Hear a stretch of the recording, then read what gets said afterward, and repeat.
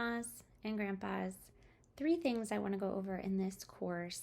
Number 1 is mindset management. It's a basic tool that I teach how to think about our thinking, how to change our thinking, how to use cognitive behavioral therapy skills to look at our thinking and change our thinking to change our behaviors.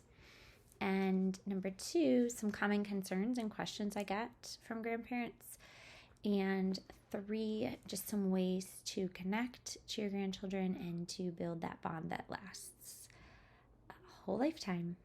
So that is what we will be focusing on. And here we go. Okay, the first section will be mindset work. So how do we think about our thinking? Well, a lot of people like to journal, write down their thoughts. And how do we even get there? You want to start with your event, your what I call activating event. Now, I haven't made this up myself. This comes from cognitive behavioral therapy. The A, the B, and the C were coined those terms by others. I use this model because it's just very helpful in coaching. It's very helpful with thought work and mindset management. So the activating event will be your issue, your problem, whatever it is that's bothering you. You want to make sure it's neutral and it cannot be changed. So it comes from outside of you, another person, or a situation you can't control. So we start with that. We start with that activating event. So what's your issue? What's your problem? Keep it brief. Try not to be too descriptive or give opinions. We want it to be neutral. We want it to be something that we would all agree on. So don't say something about something being wrong or mean or bad. Just an example of a situation. For example, my grandkids live far away and I don't see them often. So that might be a problem for you. The reason why we don't change this A is because this A is out of our control. And this A is something that often, if not always, we can't do much about. And so there's really no point in spending a lot of time thinking on it or trying to change it. So we want to look at our thoughts about it. You could ask 100 grandmothers and 100 grandfathers how they feel about their grandkids being out of town and not seeing them a lot. Now, maybe the majority would say they were sad or wish they saw them more, but I'm sure there's some that are fine with it. Who knows why? Maybe some think, oh, I don't mind traveling.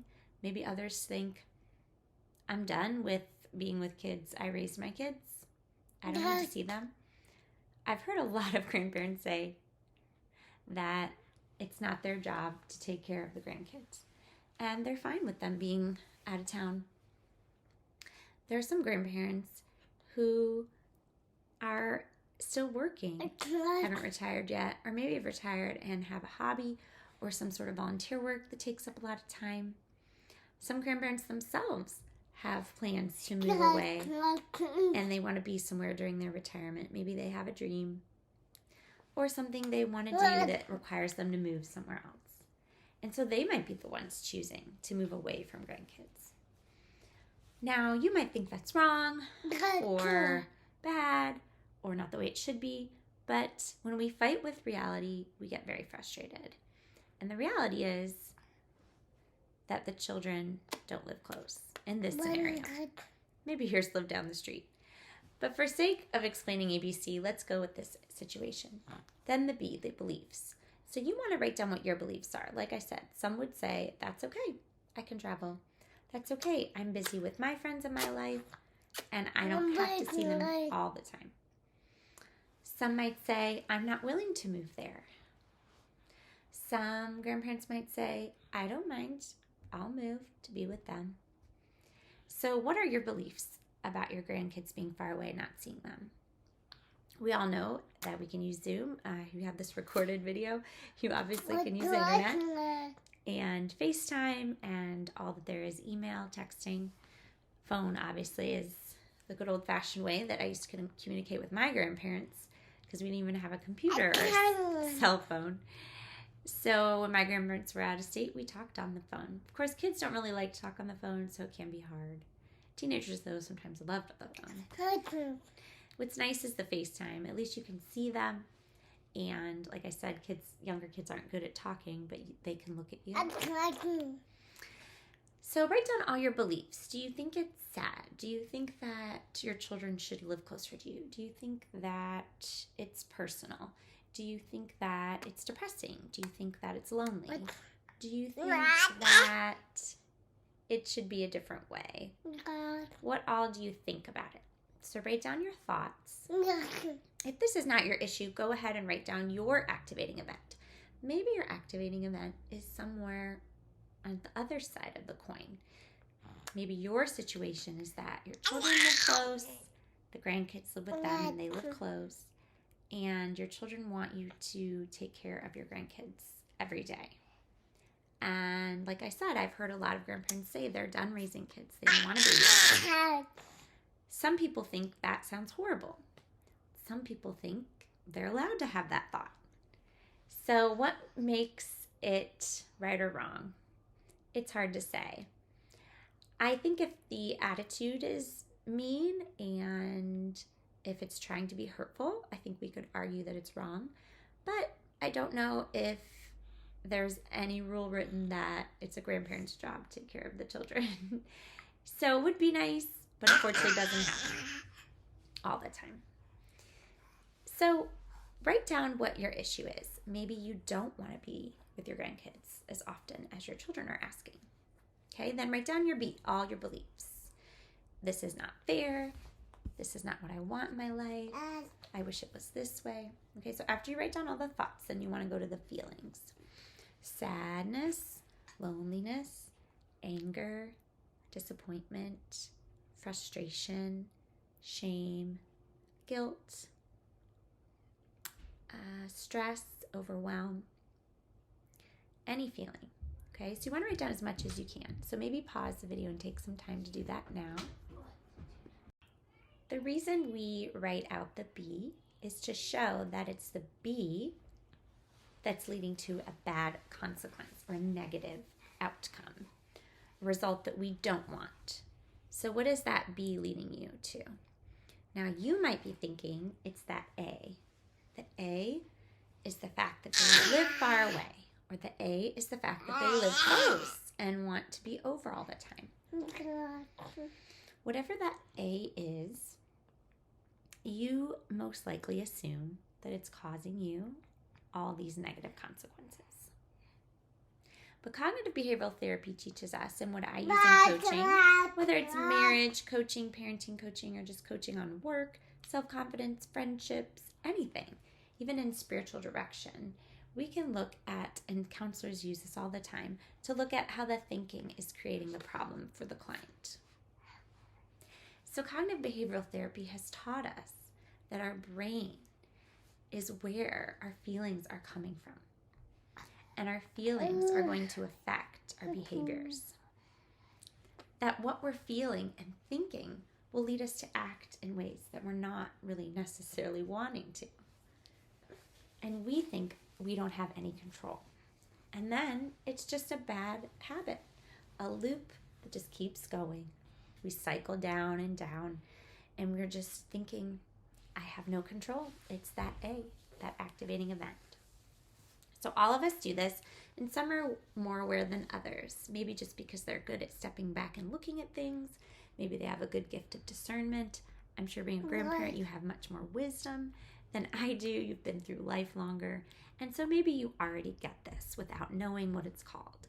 Maybe you don't write it out, but you're able to come to this. I would suggest writing it out if it's really frustrating, especially when something feels strong. Now, I'm sure you've realized this over your years, that when you're in an argument, it's better to not do it when you're tired or hungry, to not do it when the emotions are too high. So same with this. We don't want to start grabbing onto those thoughts and thinking they're true and going down that rabbit hole of negative thinking. We want to stop and say, I'm overwhelmed. The anger, the sadness, the disappointment is too strong, and whatever I'm going to say or think next is probably false or exaggerated. So it's so helpful to do this model and to write it down in those big emotion situations. It can be good too in just the little annoyances, because sometimes those add up, and they can even be worse, because if you have them day after day, after many years, it can get pretty ugly. I know this because I've been married 15 years, which may not seem like a lot to you. But as much as it's gotten easier and better and stronger over the years, those painful moments, those difficult moments, those intense emotional moments almost get harder. Because over time, unless we're able to forgive and let go and think differently about it, we end up re-hurting ourselves, re-injuring, taking the pain on. And so that exponential pain can sometimes just be too much. And if you've been feeling something with a child or a grandchild and it's been adding on and there's history, it might be too much. I thought it'd be good to have Patrick here to help. Do you have any thoughts? So now we're going to write out our consequences. So B is what's in the brain. So all the things you're thinking and feeling. The consequences are what comes out of that. Okay, if you are thinking that you're alone and that they don't care, or that you're too overwhelmed because they're asking too much of you, how are you going to respond? You might lash out, or you might check out, right? So we have fight or flight. So the fight is arguing, yelling, nagging, reminding, or saying something maybe we don't totally mean, or with too much emotional negativity and intensity behind it. And then the flight is when we disappear. Now, we don't want to deal with it, so we ignore them. We ignore our feelings. We act like nothing happened. We disappear physically or emotionally. We don't respond to phone calls and texts. And then FAWN is another one. I know fight and flight are pretty popular, but FAWN has gained popularity over the years. It's just that idea that you're not really strong in the sense that you are getting out of there and flighting, or sticking your ground and getting people's faces and fighting. Because there are people that do neither, right? And fawning is more just acquiescing completely, having no opinion, being sort of weak, but doing it in a way that you're not really happy about, and you're not really authentic and honest, and then you end up being bitter and resentful because you didn't really want to give in. So neither of those are healthy and good for you, and we want to find what's good for you, what'll bring you peace and joy. And we want to get to a good relationship with the grandchildren. So what are we going to do? We're going to move on to an ABC2. I want you to keep the A the same. That will never change. So whatever's the issue with the grandkids, and if you think you can go ahead and bring up something completely different than my examples, you know what it is and you feel like you can work on your own, go ahead. You can pause the video, write it down. So your activating event, don't put a judgment, don't put too many descriptions in there, make it very factual, like a court of law statement. Try to keep it short and sweet. Okay, so that's a simple statement. And then the B. So these are the things we're going to change. In the ABC2, the B and the C will change, because what causes the C? Not the A. A stays the same. So we're going to work on the B. And there's two ways to do this. If you're having a hard time coming up with thoughts that are helpful and true, or feelings that are helpful and true, you could go to the C. What do you want to be a result? In the end, what do you want the circumstance? Well, I want my situation to be pleasant. I want to see my grandkids. I want to feel connected to them. I want to be calm. I want to be confident as a grandparent. I want to be involved in the way I want to be involved.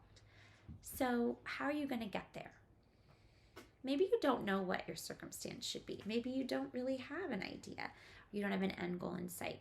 So how about we start with the B? What are some more positive beliefs? Now, we don't want to force ourselves to feel something we don't. It's never good to force or to be fake. If you feel that positive feeling wouldn't be realistic, you can do what's called a bridge thought. So maybe you have a very negative or very stressful, even maybe dysfunctional relationship. And saying, oh, my kids love me, my grandkids want to see me, they don't use me for babysitting, they do want to visit, they do want to be involved. Maybe you can't think those things. So how about I'm working on thinking that they love me. I'm working on thinking that we can be together more. I'm working on believing that we're going to have a good relationship. So you're bridging it. Okay? Again, it has to be true for you. Now, what I like to say here, pause for a second. I said just because something's true doesn't mean we have to think it. And if you do think it, it's okay.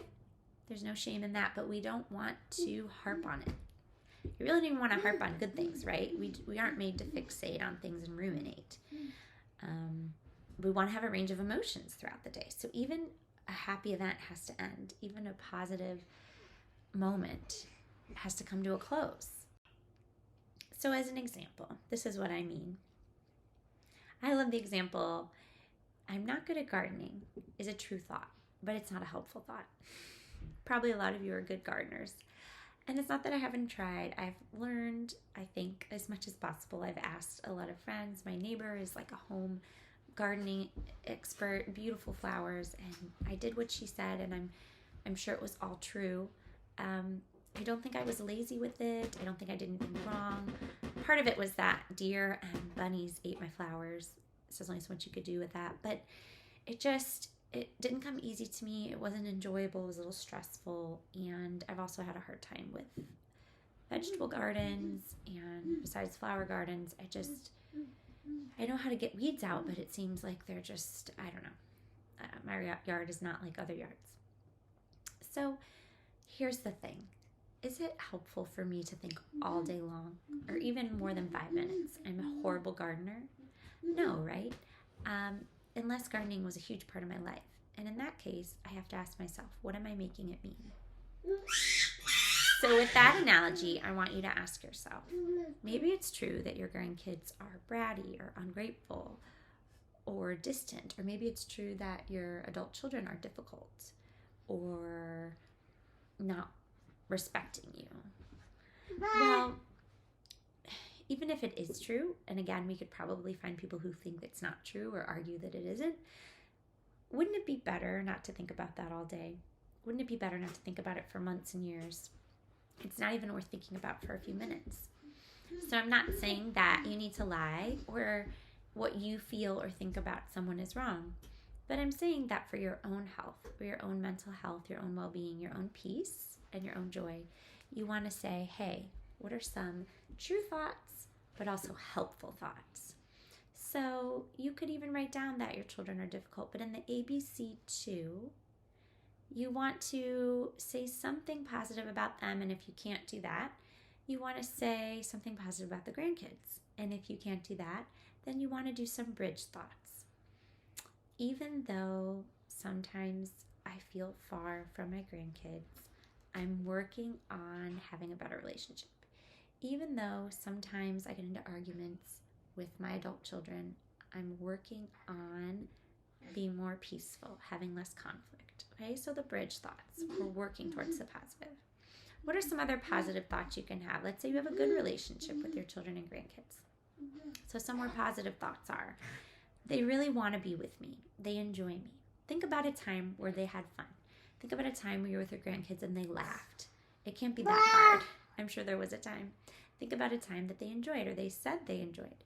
Think about a time they asked to come see you. Think about a time that they didn't want to leave your house or leave being with you or for you to take them home. So write those memories down. Let's think on those good thoughts. And then what good feelings come from that? Appreciation, love, acceptance, communication that's good and open, warm feelings, affection. Okay, so write down all those positive emotions or even neutral emotions. Sometimes you're just saying, it's okay. That can be the thought, and that can be in the ABC too, because it is okay that they live far away, or they want to live far away, or they don't want to visit you. And it's also okay that they want you to babysit every day. Because at the end of the day, we can't really change what they are requesting. So it's okay. This is the situation we're in. Again, maybe it's not the situation you want, but you can't change it. We can't change reality. And then we find ourselves being so frustrated because we can't change our situation. I don't want you to be frustrated, so I don't want you to think about these things you can't change.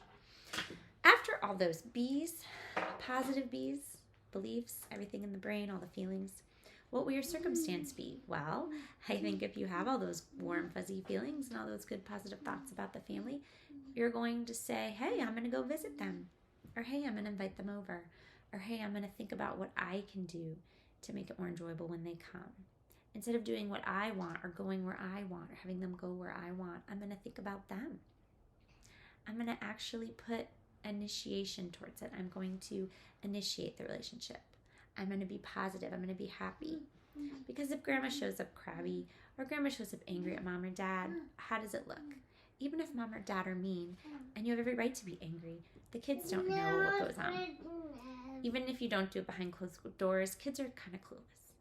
So how are they supposed to know that you're right and that mom and dad are wrong? So it's just better if you show up positive and happy and joyful and peaceful, but we need to get you there first. So you can go ahead and pause this and write out your C. I want you to look at the difference between ABC 1 and ABC 2. Okay, and you can do this any day, and you can do this about your marriage, you can do this about your personal life. This does not have to be just in the grandparent topic. Now on to common concerns and common questions.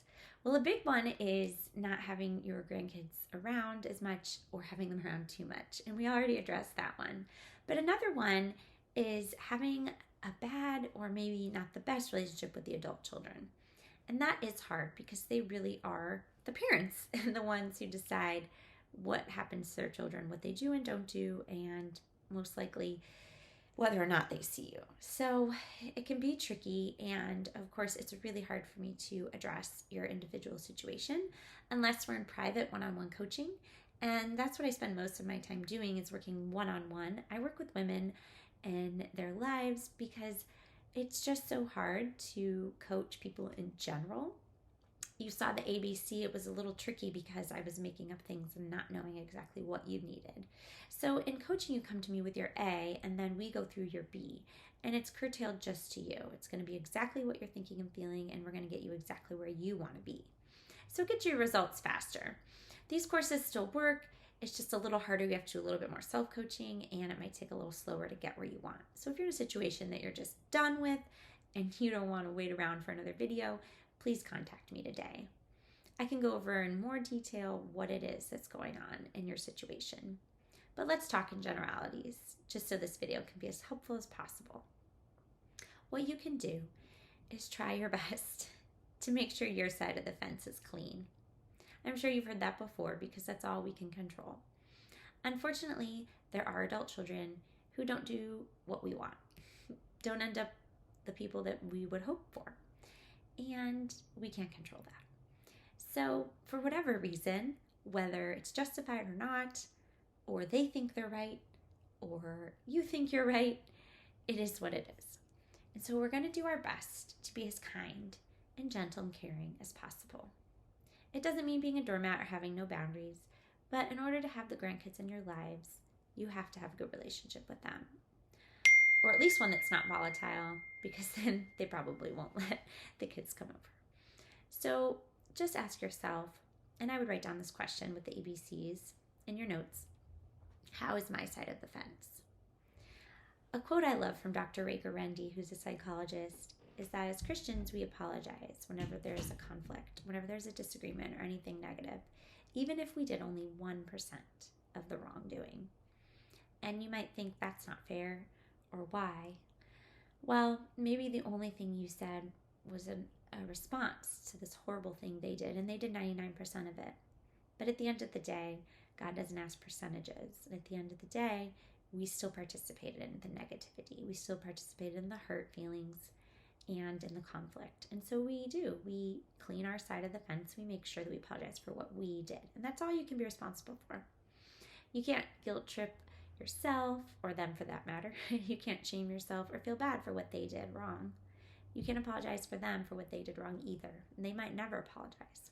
So you just keep your side of the fence clean. And quite honestly, it's probably easier because I work with this with couples. And when you're grandparents, most likely you get to leave your children's house at the end of the day, or the birthday party or Christmas or Easter event, you get to go home. So you don't have to necessarily try to deal with it all day long like married couples do. That's harder. Think about that. So keep your side of the fence clean. And if you don't see your grandkids very often, just show up in joy and in peace. Some other concerns I hear is pretty much just what's going on in the culture. Changes. Things are not what they used to be. The good old days are gone. Technology is changing. Kids' attitudes are changing. Kids' schedules are changing. So it is tough. And even for me, I was born in 1982, and my childhood was so different from my kids. I wasn't as busy. I didn't have the technology, and a lot of the traditional values were still upheld.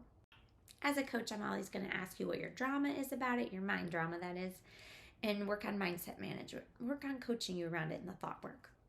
So if you think it's a problem that kids have technology, you have to ask yourself why. Another thing we can say is, how is it not a problem? How is the opposite true? How is it great that you can use FaceTime and text them? How is it wonderful that they can Google anything and they don't have to ask you a million questions? Is there anything good about technology? If you can't think of anything, I say my website, all my social media, and this video is great about technology.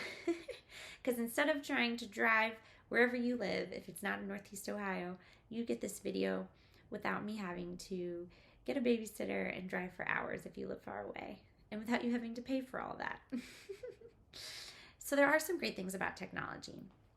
I know it's frustrating. I don't care for it as much as maybe I could, and I have more of a negative attitude about it. However, what can we do? Again, if the parents are in charge and their rules are their kids can have phones at a young age or it can be on social media, there isn't much you can do. So we accept reality. We don't have to be okay with it, but we also don't want to harp on it. When it comes to the values, I agree with this one because I have conservative values, Christian values. And again, it's still reality that things have changed. So how can we accept it? How can we ask God if we're religious people? How can we ask the Lord what he wants us to do with this? I'm sure he's not happy with it either if it's something that's bad for your grandchildren or harmful. Maybe you don't have a religious viewpoint, but you just wish your children said please and thank you more, and that they taught their grandkids to be a little bit more polite. That's kind of gone too. You can emulate it. You can be a good example.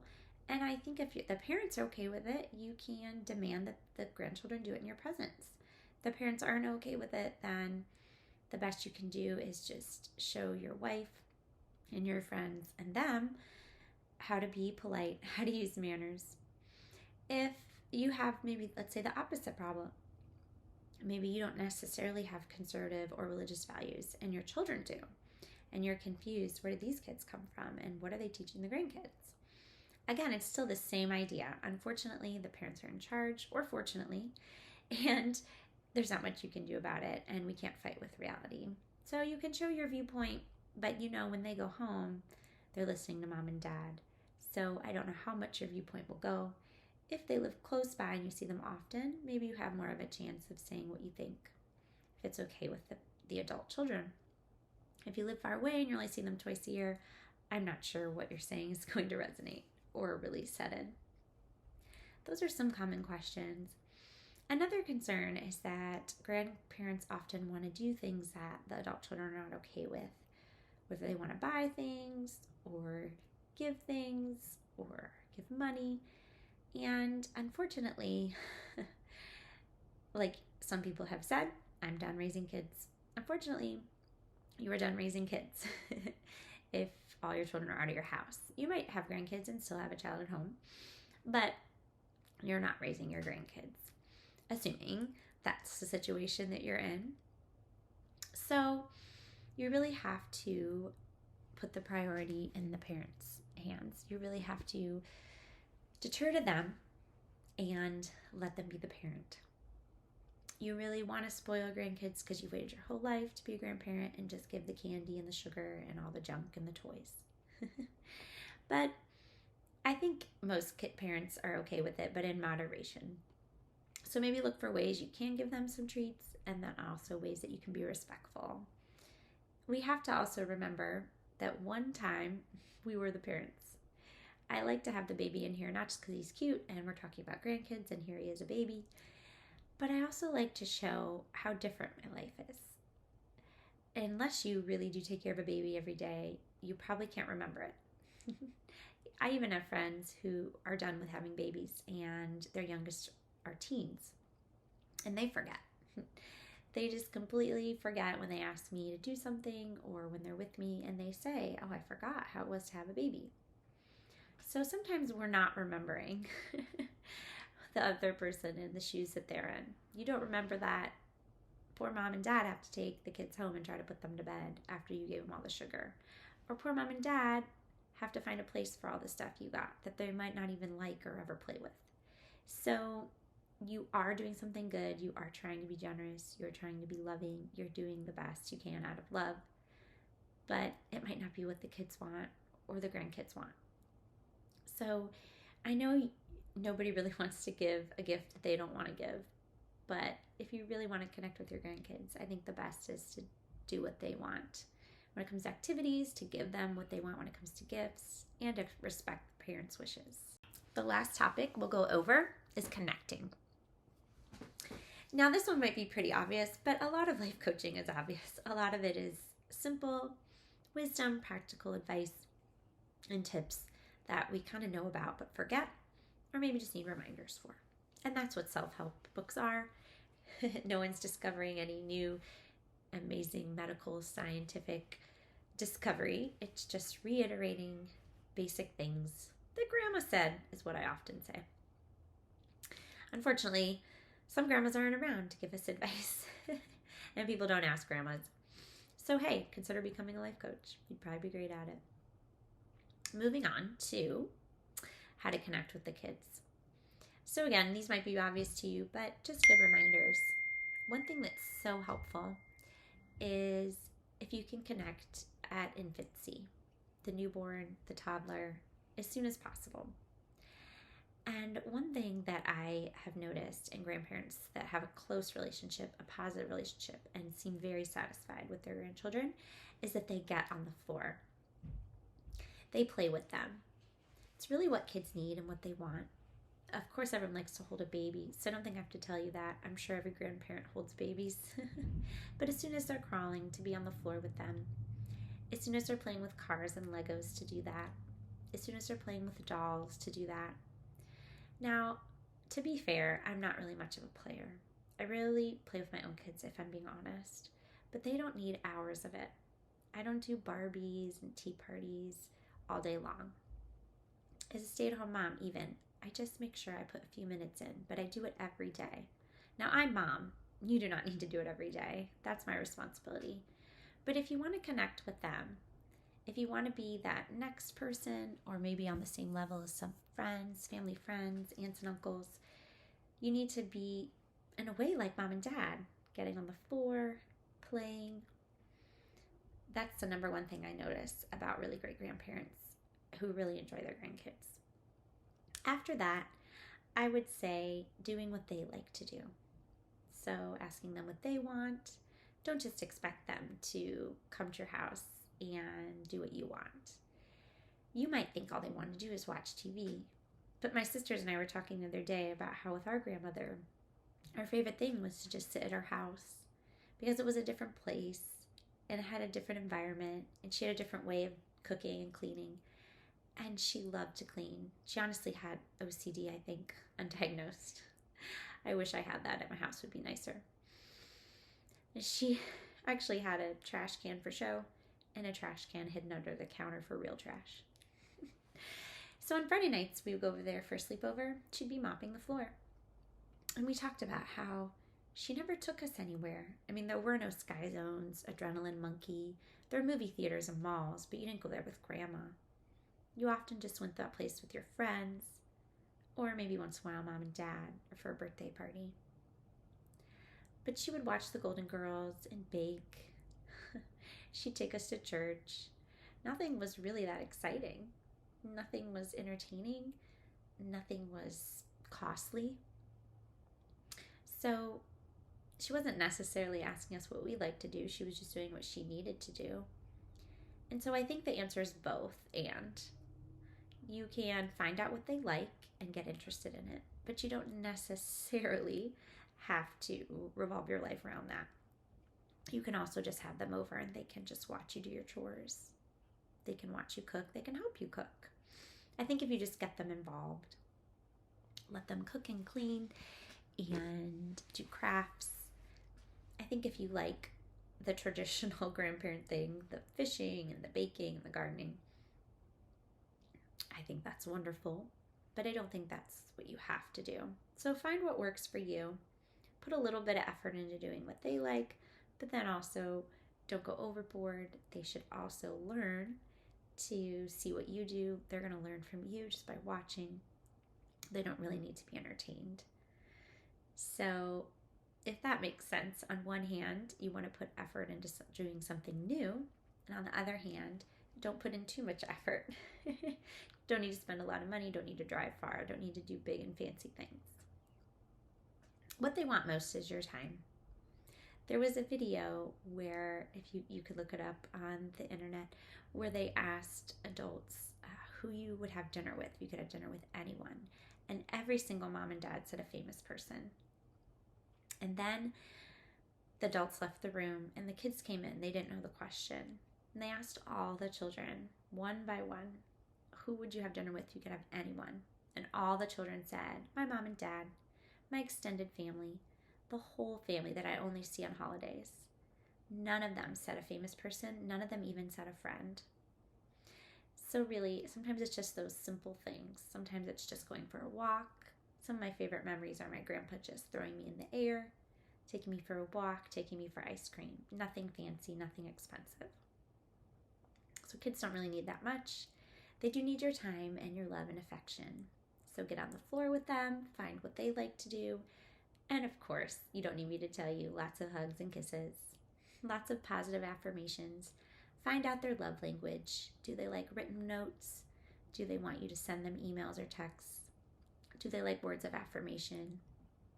Are they huggers? Are they kissers? Do they want to cuddle? Do they want to spend time with you? Do they just want to be at your house and just be? Every child is different, so get to know your grandchild. The earlier the better.